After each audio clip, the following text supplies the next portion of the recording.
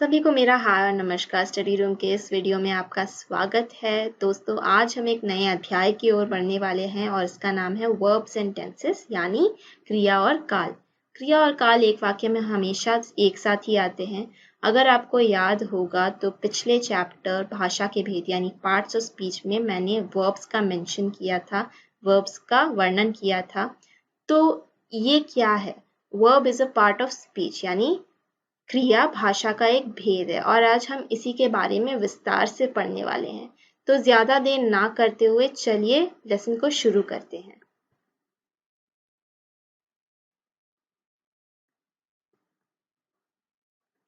दोस्तों, वर्ब्स क्या है? Verbs tell us what action is being performed in a sentence, यानी क्रिया हमें यह बताती है कि एक वाक्य में हमारा जो कर्ता है, द सब्जेक्ट, यानी वो क्या कार्य कर रहा है। ठीक है, तो इससे हमें किसका आभास होता है? इससे हमें इसका आभास होता है कि हमारा कर्ता एक वाक्य में क्या कार्य कर रहा है।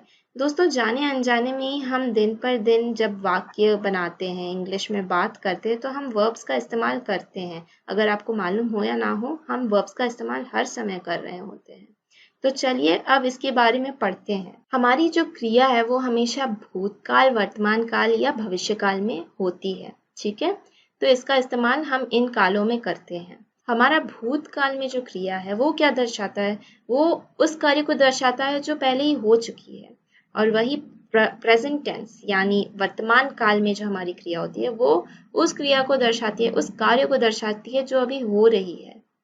ठीक है, उसी तरीके से भविष्य काल की जो क्रिया होते हैं, उसी तरीके से भविष्य काल की जो क्रियाएं होती है वो क्या दर्शाती है? वो उन कार्यों को दर्शाती है जो होने वाली है, भविष्य में होने वाली है। ठीक है, वो अभी तक हुई नहीं है। अब हम एवरीडे वर्ब्स के बारे में जानेंगे, यानी हम उन वर्ब्स, उन क्रियाओं को देखेंगे जो हम दैनिक जीवन में प्रयोग करते हैं। इससे आपको समझने में आसानी होगी और अगली बार जब आप इंग्लिश में वाक्य पढ़ रहे होंगे तो आप इजीली यानी बड़ी आसानी से देख सकते हैं और जान सकते हैं कि ये क्रिया है या फिर ये सर्वनाम है या ये संज्ञा है। ठीक है, तो चलिए देखते हैं। I sleep at 10 p.m. every day. I sleep at 10 p.m. every day. इसका अर्थ क्या है? मैं रोज रात 10 बजे सोता हूँ। तो इसमें हमारा क्रिया क्या है, कार्य को क्या है? यहाँ पे सोना एक कार्य है, तो इंग्लिश में उसे क्या कहते हैं? हम कहते हैं स्लीप। तो यहाँ पे क्रिया क्या हो गया? हमारा वर्ब है स्लीप। क्या हुआ? स्लीप। उसी तरीके से अगला वाक्य है I will study for an hour today. I will study for an hour today. इसका अर्थ क्या है? मैं आज 1 घंटा पढ़ाई करूंगा। मैं आज 1 घंटा पढ़ाई करूंगा। ठीक है, तो यहाँ पे पढ़ना एक कार्य है ना? तो ये क्या हो गया? क्रिया।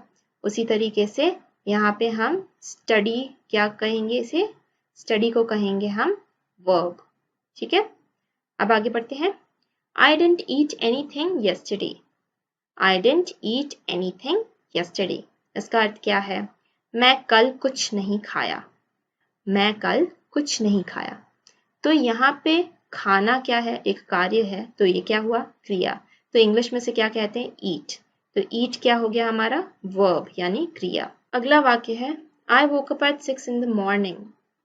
I woke up at 6 in the morning. इसका अर्थ क्या हुआ? मैं सुबह 6 बजे उठा था। तो यहाँ पे उठना क्या है? एक कार्य है ना? तो वोकअप क्या हुआ हमारा? यहाँ पे वोकअप का अर्थ है उठना, तो ये क्या हुआ? हमारा वर्ब हो गया यानी क्रिया। उसी तरीके से I will be playing cricket in the evening. I will be playing cricket in the evening. इसका अर्थ क्या हुआ? इसका अर्थ है मैं शाम को क्रिकेट खेलूंगा। ठीक है, तो यहाँ पे हमारा कार्य क्या है? खेलना एक कार्य है, तो यहाँ पे खेलना इंग्लिश में हम क्या कहेंगे? प्ले। तो यहाँ पे हमारा प्लेइंग जो है वो क्या हो गया? वर्ब यानी क्रिया। उसी तरीके से I went to the supermarket. I went to the supermarket. इसका अर्थ क्या है? मैं सुपरमार्केट गया था। तो यहाँ पे जाना, सुपरमार्केट जाना एक कार्य है ना? तो जाना यहाँ पे कार्य है, इसका इंग्लिश में हम क्या कहेंगे? वेंट। वेंट क्या हो गया हमारा तब? वेंट यहाँ पे क्रिया हो गया। अब आगे बढ़ के देखते हैं। I saw you at the playground. I saw you at the playground. इसका अर्थ क्या है? मैंने तुम्हें खेल के मैदान में देखा था। यहाँ पे देखना एक कार्य है ना? तो देखना अगर कार्य हो गया तो यहाँ पे इंग्लिश में से क्या कहेंगे? सॉ। सॉ क्या हुआ तब? हमारा क्रिया बन गया, ये है ना, वर्ब है ये। उसी तरीके से अगला वाक्य है I can't hear the teacher. I can't hear the teacher. इसका अर्थ क्या है? मैं शिक्षक को नहीं सुन पा रहा। मैं शिक्षक को नहीं सुन पा रहा। तो इसमें हमारा कार्य क्या है? सुनना एक कार्य है। तो hear क्या हुआ यहाँ पे? hear हो गया हमारा कार्य यानी क्रिया, वर्ब। उसी तरीके से why are you speaking so softly? Why are you speaking so softly? यहाँ पे इसका अर्थ है तुम इतना धीरे क्यों बोल रहे हो। तो इसमें बोलना क्या है? एक कार्य है ना? तो यहाँ पे क्रिया हो गया बोलना। उसी तरीके से स्पीकिंग जो है बोलने का इंग्लिश में हम क्या कहते हैं? स्पीक। बोलने को इंग्लिश में स्पीक कहते हैं। तो स्पीकिंग क्या हो गया?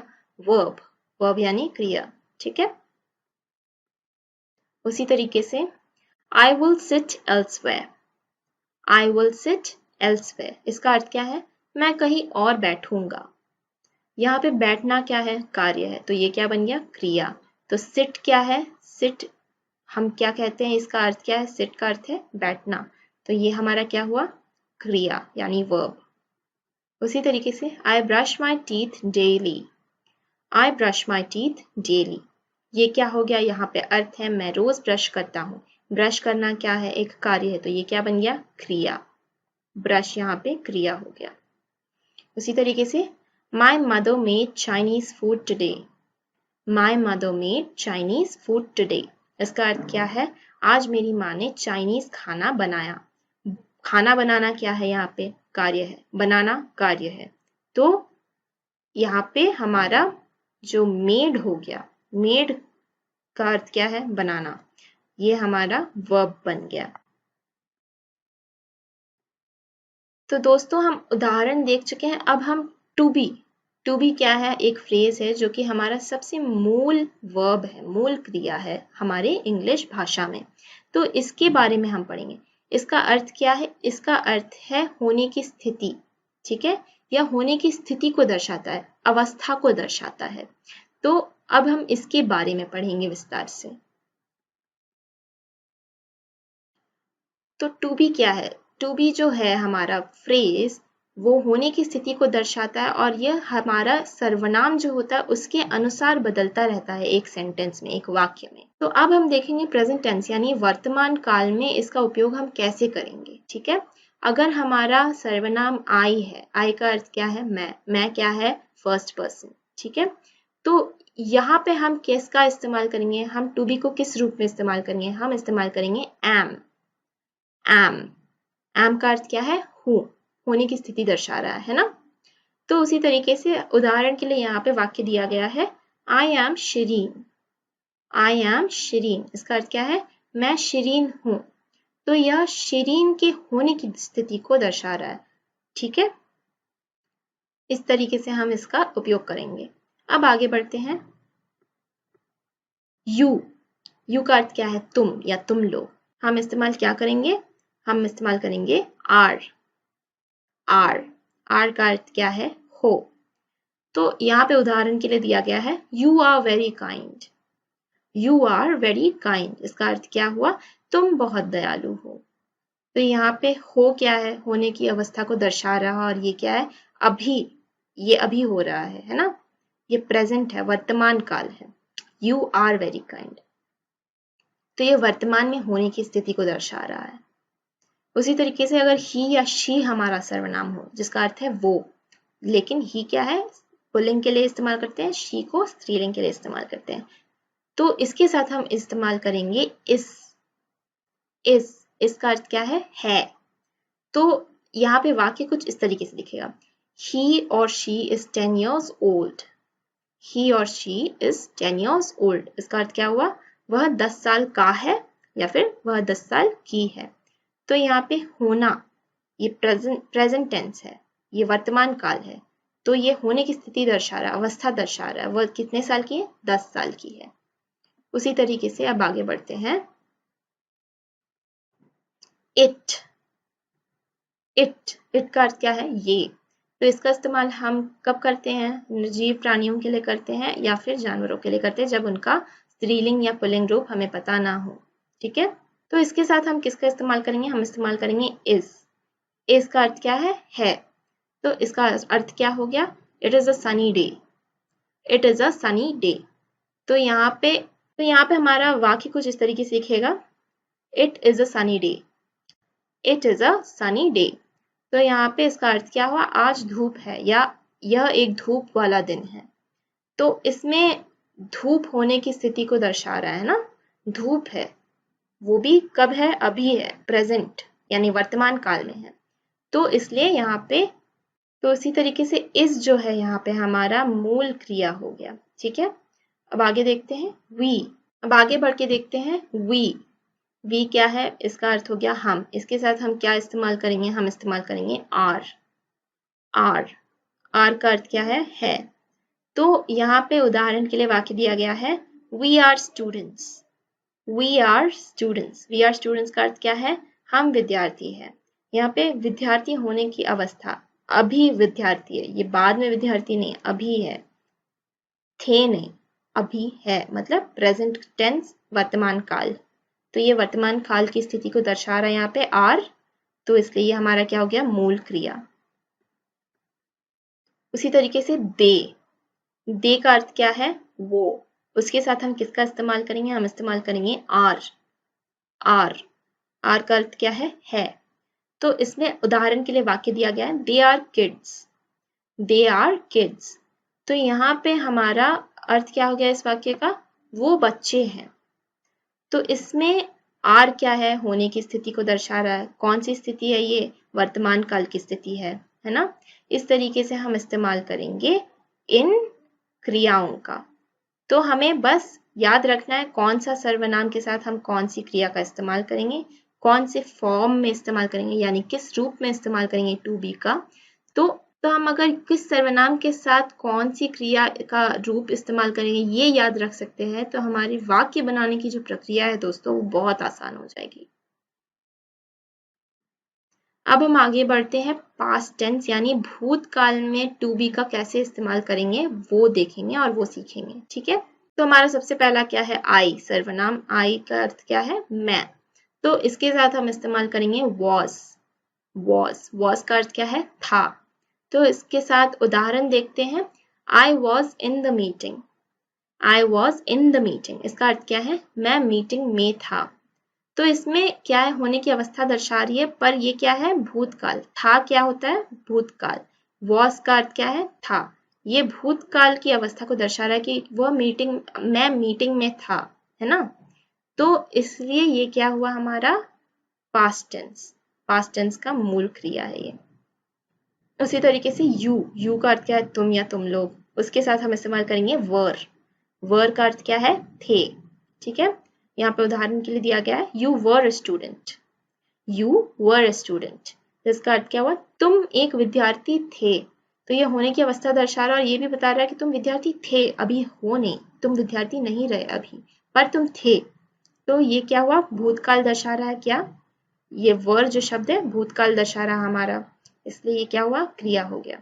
ठीक है, उसी तरीके से ही या शी अगर रहेगा एक वाक्य में, ही या शी का अर्थ क्या है? वो, है ना। तो इसके साथ हम किसका इस्तेमाल करेंगे? हम इस्तेमाल करेंगे वॉज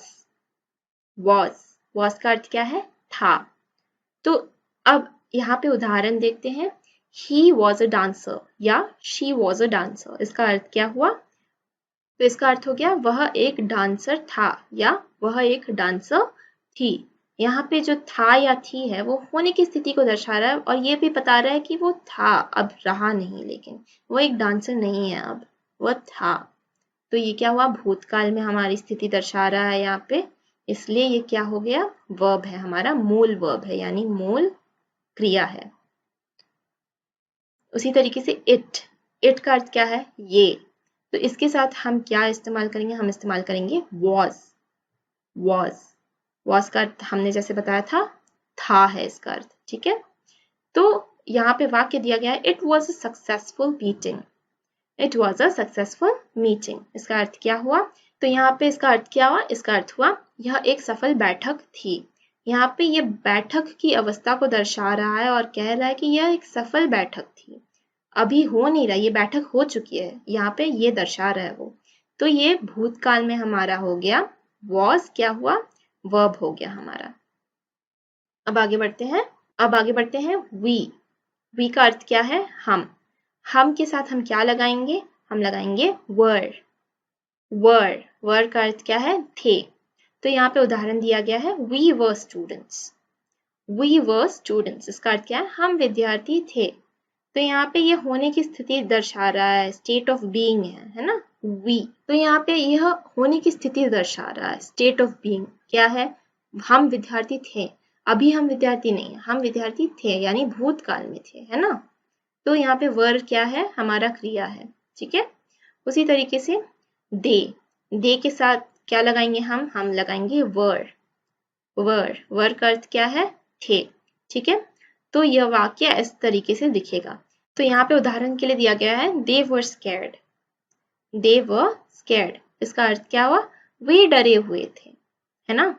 तो यहाँ पे वे डरे हुए होने की स्थिति को दर्शा रहा है, वे थे अभी है नहीं, ये क्या हो गया? भूतकाल हो गया। तो यहाँ पे वर क्या होगा? हमारा क्रिया है, मूल क्रिया है, और साथ ही यह हमारे भूतकाल को दर्शा रहा है ना। अब हम फ्यूचर टेंस में टू बी के बारे में पढ़ेंगे, कैसे इस्तेमाल करते हैं टू बी को। फ्यूचर टेंस यानी भविष्यकाल, ठीक है। चलिए सीखते हैं। आई सबसे पहला है सर्वनाम, तो आई के साथ हम लगाएंगे विल। तो इसका अर्थ क्या हुआ? विल का अर्थ है होगा, ये भविष्यकाल को दर्शा रहा है, भविष्यकाल की स्थिति को दर्शा रहा है। तो इसमें वाक्य कुछ इस तरीके से बनेगा, I will try my best. I will try my best, इसका अर्थ क्या हुआ? मैं पूरी कोशिश करूंगी या मैं पूरी कोशिश करूंगा। तो यहाँ पे विल जो है वो होने की स्थिति को दर्शा रहा है और साथ में ये बता रहा है कि वो करेगा, अभी तक उसने किया नहीं है, ठीक है। इस तरीके से हम इसका इस्तेमाल करेंगे। उसी तरीके से यू क्या है? तुम या तुम लोग, उसके साथ भी हम इस्तेमाल करेंगे विल का अर्थ क्या है? होगा, ठीक है। तो यहाँ पे लिखा है यू विल सक्सीड, ये एक उदाहरण है। इसका अर्थ हो गया तुम कामयाब होगे, तुम हुए नहीं हो पर होगे, हो जाओगे, इसका अर्थ हुआ, है ना। तो यहाँ पे क्या है? होने की स्थिति को दर्शा रहा है और ये भी बता रहा है कि ये भविष्य में होगा, अभी तक हुआ नहीं है। उसी तरीके से आगे बढ़ते हैं। अगर ही और शी है सर्वनाम हमारा, तो उसमें क्या हम लगाएंगे? उसमें हम लगाएंगे विल। फिर से क्यों लगाएंगे? क्योंकि ये होने की स्थिति को दर्शा रहा है और भविष्य काल के बारे में बता रहा है ना। तो इसमें उदाहरण कुछ इस तरीके से दिखेगा, he or she will start tuitions। इसका अर्थ क्या है? वह ट्यूशन शुरू करेगा या करेगी, ठीक है। तो यहाँ पे विल क्या है? होने की स्थिति को दर्शा रहा है, यह भी बता रहा है कि अब उसने अभी तक शुरू किया नहीं, वो करेगा, ठीक है। इसलिए विल क्या हुआ? हमारा मूल क्रिया है यहाँ पे। उसी तरीके से इट के साथ हम क्या लगाएंगे? इट का अर्थ है ये के साथ अभी हम विल लगाएंगे। इससे हमारा वाक्य इस तरीके से बनेगा, it will be Sunny today. इसका अर्थ क्या है? इसका अर्थ है आज धूप होगी, अभी तक हुई नहीं है। होगी क्या दर्शा रहा है? यहाँ पे विल हमें दर्शा रहा है कि अभी तक सनी हुआ नहीं है, होने वाला है, यानी धूप आने वाली है। अब यहाँ पे है दिया गया वी का अर्थ क्या है? हम। इसके साथ हम क्या इस्तेमाल करेंगे? हम फिर से विल का इस्तेमाल करेंगे। हमारा जो फ्यूचर टेंस है, भविष्य काल में हर जगह हम विल का ही इस्तेमाल करते हैं, ठीक है। तो विल का इस्तेमाल करके हमारा वाक्य कुछ इस तरीके से दिखेगा, We will be there in 5 minutes। इसका अर्थ क्या हुआ? हम वहां 5 मिनट में पहुंच जाएंगे। तो इसमें हमारा विल क्या है? फिर से होने की स्थिति को दर्शा रहा है और बता रहा है कि अभी तक हम पहुंचे नहीं है बट हम पहुंच जाएंगे, है ना। उसी तरीके से दे के साथ भी हम विल का इस्तेमाल करेंगे। दे का अर्थ क्या है? वो के साथ भी हम विल का इस्तेमाल करेंगे और हमारा वाक्य कुछ इस तरीके से दिखेगा, दे विल बी एंग्री। इसका अर्थ क्या हुआ? वो गुस्सा होंगे, अभी तक हुआ नहीं, वो होंगे, ठीक है, तो यहाँ पे फिर से विल होने की स्थिति को दर्शाते हुए बता रहा कि अभी तक हुए नहीं है, होंगे। तो दोस्तों इसी के साथ हम टू बी किस रूप में इस्तेमाल करेंगे भविष्यकाल, भूतकाल और वर्तमान काल में ये सीख चुके हैं। अब हम अपने शब्दावली की ओर बढ़ते हैं, वोकैब्युलरी की ओर बढ़ेंगे। 5 नए शब्द सीखते हैं आज के। सबसे पहला शब्द है आज का स्विम, SWIM, स्विम। स्विम का अर्थ क्या है? तैरना। इससे वाक्य क्या बन सकता है हमारा? हम कह सकते हैं he knows how to swim। इसका अर्थ क्या हुआ? इसका अर्थ हुआ उसे तैरना आता है। ठीक है, उसी तरीके से हमारा दूसरा शब्द है विन, WIN, विन। विन का अर्थ क्या है? जीतना। इससे हम वाक्य बना सकते हैं We will win the match। We will win the match। इसका अर्थ क्या है? हम मैच जीतेंगे। ठीक है, तीसरा शब्द है आज का सक्सीड, SUCCEED, सक्सीड। इसका अर्थ क्या है? कामयाब होना। इससे हम क्या वाक्य बना सकते हैं? हम वाक्य बना सकते हैं We will succeed। We will succeed। चौथा वाक्य है आज का थ्रो, THROW, थ्रो। इसका अर्थ है फेंकना। तो इससे हम क्या वाक्य बना सकते हैं? हम कह सकते हैं throw the ball. Throw the ball. इसका अर्थ क्या है? बॉल को फेंको, यानी गेंद को फेंको। उसी तरीके से आज का पांचवा और आखिरी शब्द है एनवायरनमेंट, ENVIRONMENT, एनवायरनमेंट। एनवायरनमेंट का अर्थ क्या है? पर्यावरण। पर्यावरण। तो इससे हम क्या वाक्य बना सकते हैं? हम कह सकते हैं We should save the environment। We should save the environment। इसका अर्थ क्या हो गया? हमें पर्यावरण की रक्षा करनी चाहिए। तो ये होगा हमारे आज के 5 नए शब्द। अब हम आगे बढ़ेंगे 5 नए वाक्यों की ओर। सबसे पहला वाक्य है यहाँ पे It's very hot today। It's very hot today। इसका अर्थ क्या हुआ? आज बहुत गर्मी है। उसी तरीके से दूसरा वाक्य है I did not see your message। I did not see your message। यहाँ पे हमारा अर्थ हो गया मैंने आपका मैसेज नहीं देखा। ठीक है, आगे बढ़ते हैं। Have you seen Devika? Have you seen Devika? इसका अर्थ क्या हुआ? क्या आपने देविका को देखा है? इसी तरीके से अगर आप किसी और को ढूंढ रहे हो तो आप किसी और से पूछ सकते हैं Have you seen आकाश या Have you seen सोनल। ठीक है, बस ये आपको कैसे इस्तेमाल करना यहाँ पे सीखना होगा। बहुत ही आसान है दोस्तों। उसके बाद चौथा वाक्य है please be careful. Please be careful. इसका अर्थ क्या हुआ? कृपया सावधान रहे। उसी तरीके से पांचवा वाक्य है I need some advice। I need some advice। इसका अर्थ है मुझे कुछ सलाह चाहिए। तो दोस्तों ये होगा हमारे आज के 5 नए वाक्य। अब हम अभ्यास की ओर बढ़ेंगे। यहाँ पे अभ्यास में दिया गया है आपने जो भी आज सीखा है उसके आधार पे आपको ये तालिकाएं भरनी है। ठीक है, ये जो खाली स्थानें हैं यहाँ पे आपको भरनी होगी। और यहाँ पे आप देख सकते हैं कि हमने उदाहरण के लिए आपके लिए ये पहला और आखिरी वाला करके दिया हुआ है। उसी हिसाब से आपको आप जो सीखे हैं आज उसी के हिसाब से आपको भरना होगा ये तीनों, यू, ही, शी, इट और वी के लिए। ठीक है, तो यहाँ पे देखते हैं पहला वाला कैसे सॉल्व किया है। सबसे पहले टू बी का जो रूप है आई के लिए आई सर्वनाम के साथ हम इस्तेमाल करेंगे भूतकाल में was। और इसी तरीके से टू बी के लिए हम वर्तमान काल में आई के साथ क्या इस्तेमाल करेंगे? हम इस्तेमाल करेंगे am। ठीक है, तो ये बन जाएगा I am। उसी तरीके से आई के लिए हम टू बी का कौन सा रूप इस्तेमाल करेंगे भविष्य काल में? हम इस्तेमाल करेंगे will। ठीक है, will या will be, दोनों का अर्थ सेम है। उसी तरीके से दे का अगर आप देख सकते हैं यहाँ पे दिया गया है वर। दे वर, भूतकाल में हम इस्तेमाल करेंगे वर का, और वर्तमान काल में इस्तेमाल करेंगे हम आर। तो यहाँ पे बन जाएगा दे आर। और दे के साथ हम भविष्य काल में इस्तेमाल करेंगे विल बी। या विल, सब जगह यहाँ पे विल तो इस्तेमाल करते ही हैं। आपको भरना है ये तालिकाएं इसी तरीके से, ठीक है। तो दोस्तों इसी अभ्यास के साथ हम आज के वीडियो के अंत में आ चुके हैं। आज हमने सीखा क्रिया के बारे में, क्रिया क्या होती है, मूल क्रिया के भविष्य, भूत और वर्तमान काल में क्या रूप होते हैं, और हम दैनिक क्रियाओं के बारे में भी हमने सीखा है आज। अब अगले वीडियो में हम क्या सीखेंगे, हम सीखेंगे टेंस यानी काल।